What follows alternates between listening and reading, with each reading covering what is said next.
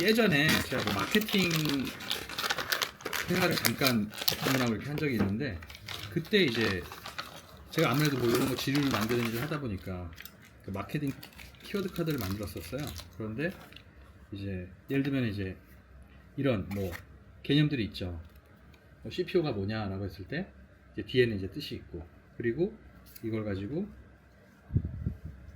이렇게 띄워두면, 내가 이제 이 CPO라는 개념에 대해서 잘 모른다고 했을 때 앞에 이렇게 두고, 혹은 뭐 이런 식으로 두고 반복적으로 보면서 좀 이제 외울 수가 있는 거죠. 일종의 그런 것들이 있는데, 제가 이제 이걸 보여드린 이유가, 일단 이 보통 카드는 이 종이로 만들지 않아요. 이 종이 한번 보시겠어요?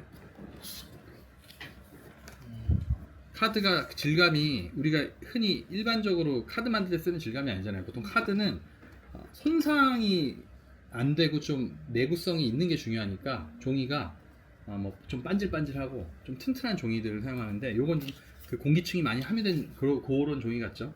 사실 그러니까 때도 더 잘 타고 잘 구겨질 겁니다. 그럼에도 불구하고 요걸로 카드를 만드니까 어떻게 보면은 조금 더 세련된 느낌이 있을 수 있어요.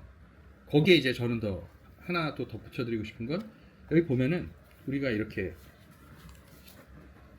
뒤에 이제 그 소위 이제 카테고리별로 이렇게 색상을 했잖아요. 보시면 아시겠지만 이게 다 비칩니다. 옆에도 비쳐요. 이거를 모르시는 경우가 굉장히 많은데, 이걸 통해서 연출도 할 수가 있어요. 그런 부분들이 있으니까. 이거 종이 이름이 뭐예요? 제가 기억하기로는 정확히 기억이 잘 안 납니다. 제가 직접 만든 건데도 이게 저는 이걸 이제 제가 오픈해서 만져보기 전까지는 랑데뷰 같은 걸로 만든 줄 알았는데 아닌 것 같아요. 이게 그 공기층이 좀 더 있는 것 같고, 근데 그 랑데뷰 같은 종이를 그러니까 반도공지인데 일종의 러프 글로스지라고 하거든요. 그러니까 러프한데 글로시하다 뭐 이런 느낌인데, 그 느낌은 아니고요. 약간 그런 뭐 쿠션지나 무슨 그 에그지 뭐 이런 거 같은데 제가 정확히 기억이 안 납니다. 아주 희소하고 뭐 그런 종이는 아니고요. 굉장히 그 제가 그 기억하기로는 비용 생산성 이런 거 따졌을 거예요. 가성비 좋은 그 종이를 썼을 거라고 저는 기억을 합니다. 제가 이런 네. 쇼핑백 만드는 종이로 찾아봤었어요. 이거. 네. 요 종이요? 요 종이를. 네. 요 종이요? 응. 이 종인지는 어떻게 아세요? 저희가 그때 네. 미팅했던 종이랑 비슷해가지고. 그래요? 이름이 기억이 네. 안 나서. 근데 이 종이 같은 경우 쇼핑백에는 좀 안 좋을 수도 있는 게, 약간의 그 좀 그런 경도라든가 그 내구성이 좀 부족할 수가 있어가지고. 근데 무늬가 좀 이뻐가지고. 네, 그렇죠. 근데 질감이 있다 보니까 네. 확실히 이런 정도의 질감과 이런 정도의 톤을 좀 따뜻하게 생각하죠. 네, 그러면서도 고급스럽기도 하고. 그래서 이제 이 쇼핑백 같은 경우는 보통 우리가 코팅을 많이 해요. 왜냐면 코팅을 해야 그 소위 수분과 습기도 강하고 내수성도 좋고, 당연히 비닐 같은 게 씌워져 있으니까 덜 찢기잖아요. 예, 그런데 이 그 코팅된 느낌이 좋지 않다 보니까 이제 다른 어떤 이렇게 표면에 조직감이 좀 있는 종이를 씁니다. 특히 이제 뭐 럭셔리 브랜드나 뭐 브랜딩을 중요시하는 그런 회사에서는, 그러면 결과적으로 해야 될 거는 두께를 높이는 방법밖에 없어요. 근데 문제는 뭐냐면, 너무 두껍게 하면 우선 비용도 올라가긴 하지만 또 투박해지는 좀 이슈가 있습니다.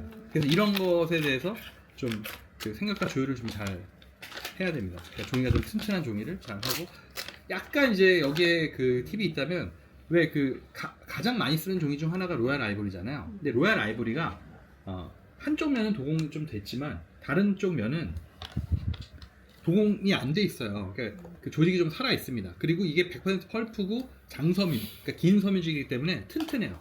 그러니까 뒤집어서 그 후면 배면이 이제 겉으로 나오게끔 해가지고 작업을 하면은 좀 뭐 괜찮을 수가 있죠. 그런 이슈가 있고, 그리고 뭐 추가적으로 그냥 말씀드리면 약간 이런 방식도 좋은 것 같아요. 안에 뭐 이런 그 종이 같은 거 세울 수 있는 클립에 내가 이제 그 폰트 감이 안 온다라든가 뭐 이런, 아까 제가 보여드렸던 그 키트 같은 거 있잖아요. 그걸 구매하시면 그렇게 꽂아주고 뭐 이렇게 하시는 것도 꽤 괜찮을 수 있는 것 같습니다. 그리고 이건 제가 일부러 이렇게 하나 가져왔는데, 아마 제가 구매했던 옷 그 태그인 것 같아요. 그런데 여기 보면은 이제 이 택이 요런 그 처리가 돼 있는 것만으로도 조금 어떤 포인트가 생기잖아요. 세련됨이 생기고. 그런데 이제 여기서 그 진행한 방식 중에 하나가 이 택 자체는 대량으로 만들었을 거예요. 요런 것도. 근데 여기는 이제 스티커로 처리를 했잖아요. 그러니까 일일이 다 인쇄하기 어려우면은, 왜냐하면 이제 종류가 많을 테니까 요런 식으로 좀 활용하시는 것도 나쁘지 않습니다. 왜냐하면 어쨌든 이 택 자체가 그런 고급스러움과 어떤 개성이 있으니까 원래는 보통 스티커 처리하면 그게 느낌이 별로 좋지 않은데 이게 이제 받쳐주니까 스티커 처리를 해도 그런 느낌이 좀 덜 들 수 있다라는 측면을 최근에 본 거여서 좀 요거 가져왔고, 그다음에 요거는 이제 이게 이제 그 중국에서 제작된 패키지인 것 같아요. 제가 봤을 때. 왜냐면 이제 여기 요것만이면 모르겠는데 여기 이제 써 있죠. 메이드 인 차이나라고. 이 중국에서 제작된 패키지인데 그 우리나라에서 이 패키지를 제작하면은 이 사바리 박스 진행할 때 혹시 그 제이님은 그 사바리 박스가 어떤 색이죠? 흰색이요. 흰색이요. 그러면 안에 굳이 처리 안 해도 티가 안 났겠네요. 그러니까 싸개질을 다 안에까지 안 했던 것 같아요. 네, 안 해도 이제 흰색이면은 티가 좀 잘 안 나죠. 그런데 예를 들어서 만약에 이제 검은색이다라고 하면 이 안에 싸개질을 이렇게 처리를 하느냐 안 하느냐에 따라서 비용 차이가 꽤 차이가 납니다. 뭐 개당 예를 들어서 몇백 원씩 차이 날 수 있어요. 그런데 중국 같은 경우는 거의 웬만한 경우는 이게 처리가 돼 있죠. 왜냐하면은 비용이 훨씬 저렴하니까. 중국은 뭐 우리나라 제작하는 것보다 뭐 절반에서 심지어 한 3분의 1 정도까지도 뭐 저렴하니까요. 그런 것들. 그래서 이제 이런 중국에서 들여오는 패키지들도 한번 유심히 보시면은 참조될 부분이 있고, 특히 오히려 중국 같은 경우는 워낙 공산품을 많이 생산하고 대량 생산하기 때문에 우리나라에서 좀 보기 힘든 어떤 작업 방식이나 어떤 포인트가 있을 수가 있어요. 그래서 그 보시면 좋고.